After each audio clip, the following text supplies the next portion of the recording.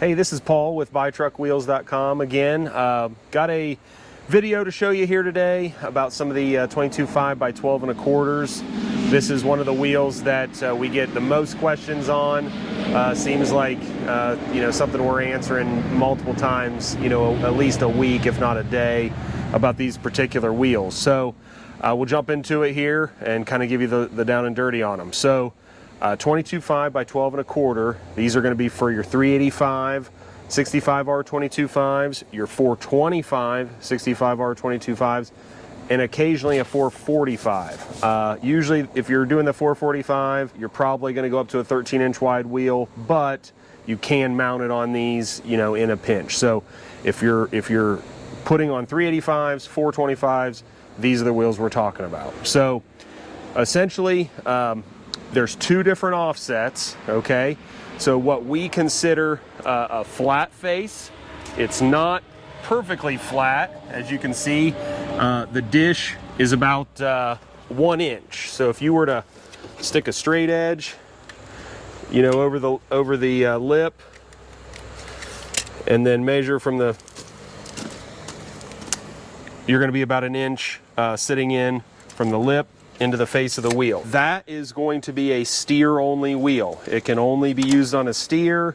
It's only polished on this side. Yeah, we just looked. The other side's kind of just machine finished. Yep, the back side is just going to be machine finished. So it's going to have the grooves. You could polish it if you want, but the wheel's designed with the weight rating for a steer only. So you really wouldn't spin this around and put it on a drive.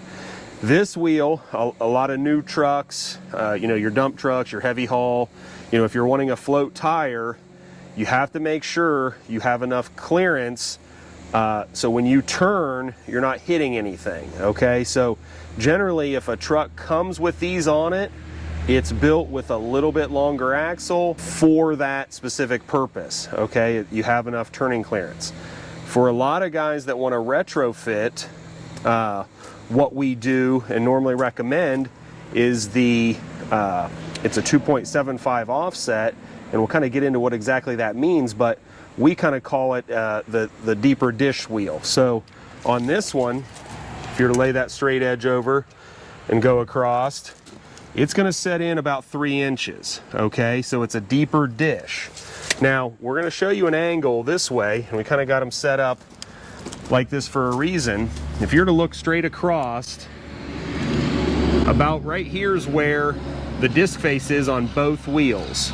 So as you can see, most of the wheel and tire on this guy is back underneath the truck. If this is the driver's side in here, most of the wheel and tire is underneath the truck. What this one does is it gives you a little more wheel and tire on the outside, and have less in here, so you don't have to have all that room for turning clearance. So if you're not sure, then and you're upgrading from just a regular 22.5 8 1/4 or maybe a 22.5 by 9 up to these bigger float wheels, we generally always recommend this 2.75 offset because it gives you that turning clearance. Now, some guys may say, well, I don't want it sticking out past my wheel well. Okay, valid point. And you may want to go with the flat face in that situation, but you still have to make sure you have the turning clearance. So again, we'll kind of go back through some of the details, but I really wanted to show you that because I know when people talk about offset, inset, outset, it's a lot of numbers and we're not really sure what they mean. The offset, Accuride calls it offset, Alcoa calls it inset and outset. Essentially, you have your dead center of your rim, and the inset is the distance from that dead center of the rim to the inside of the disc face, and then your outset is from the dead center of the rim to the outside of the disc face. So you can pretty easily measure your disc thickness by the difference between those two numbers. So this particular wheel is a 2.75 inset, and that is Alcoa part number 823627. So middle of the rim to the inside of the disc face is 2.75 inches.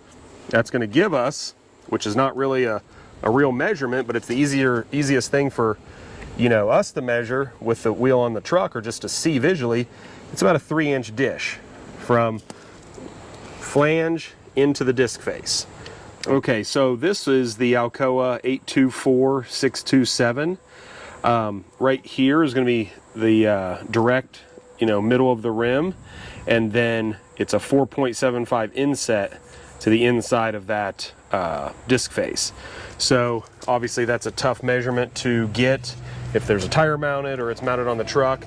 So really what we can look at is it's about a 1-inch dish, in from this outer rim flange. So again, we call this a flat face wheel. It's not technically flat, but it's just about a 1-inch dish. So just to overview, you've got 2 options on the steer.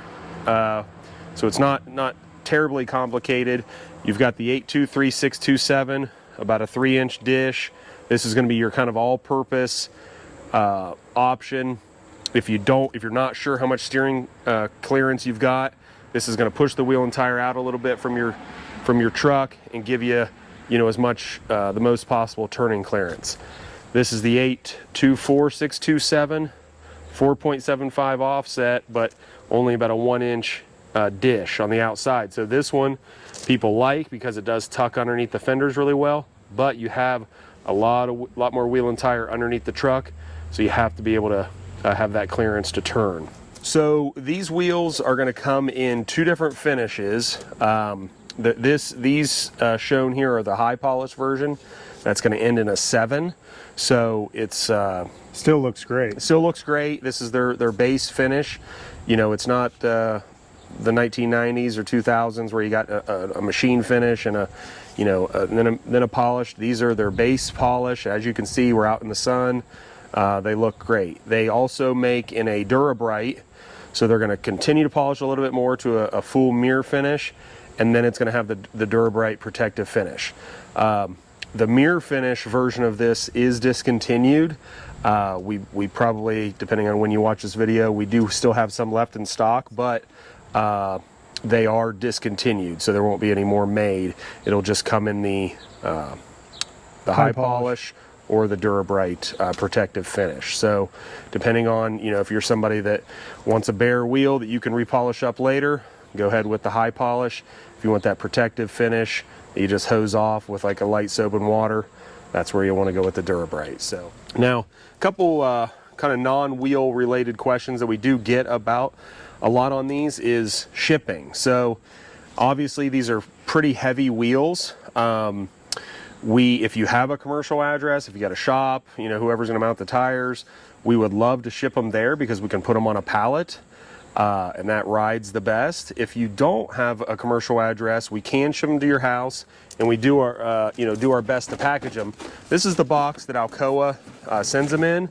It's not great. Alcoa is not set up as a retail business. They put wheels in boxes and ship them to truck plants or trailer plants. Sometimes they put them on eggshells, not even in boxes, and they ship them in bulk. So Alcoa is not really planning on these shipping out FedEx ground. So what we do is, obviously they're going to come in the original box. We double box them, so we get a little bigger box. And we also use, these are a smaller version, but these are edge protectors.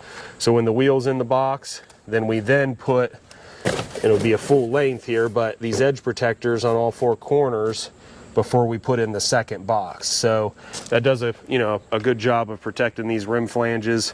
You got a 70-pound box, FedEx or UPS drivers carrying it, they're not always the most gentle.